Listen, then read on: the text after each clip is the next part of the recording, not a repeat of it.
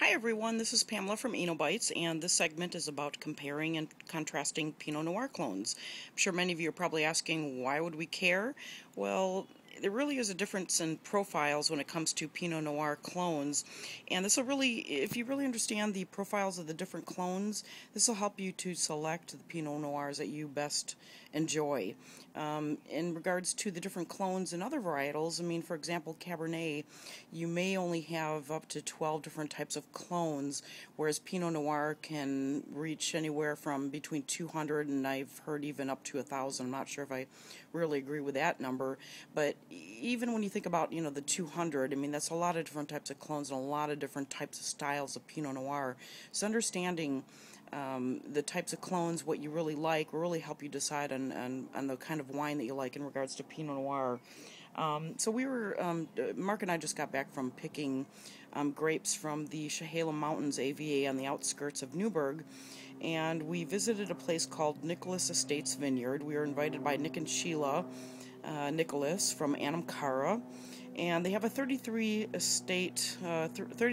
estate, 5 acre blocks of different clones of Pinot Noir, and there's an additional acre of Riesling as well as Gewürztraminer.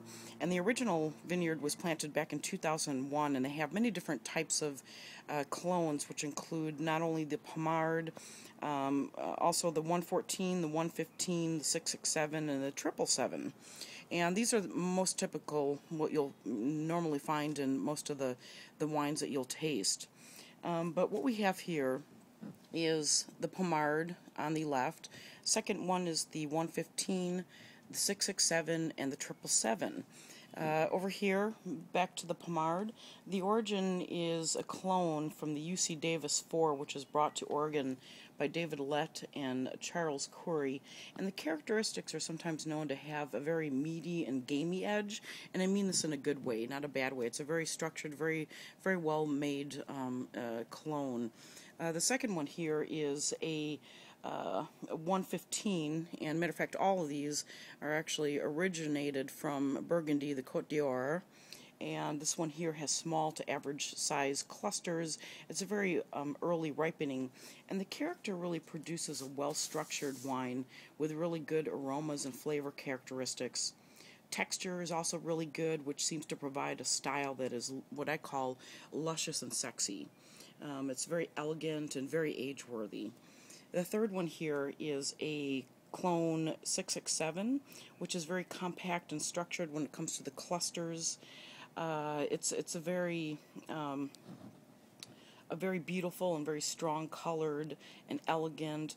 Now, this one here, when we're talking about the 667, the bouquet isn't quite as well developed as the others, but it has a structure of wine that is to keep, meaning that it's very cellar-worthy wine, very tannic and long in regards to cellaring.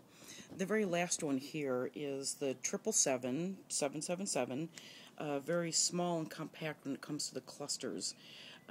It also has a very irregular diameter when it comes to the berries, and what I mean by this is, and I'm going to try to pull this up here, if you look at it, very irregular in its shape and its size compared to, let's reach this one here, which is the 115, and this is probably a bad example, but you can see it's a little bit more structured in its size compared to the 777. But this one here is actually one of my favorites. The 777 really provides a strong and intense aromas and flavors, very round and supple tannin structure, very nice wine.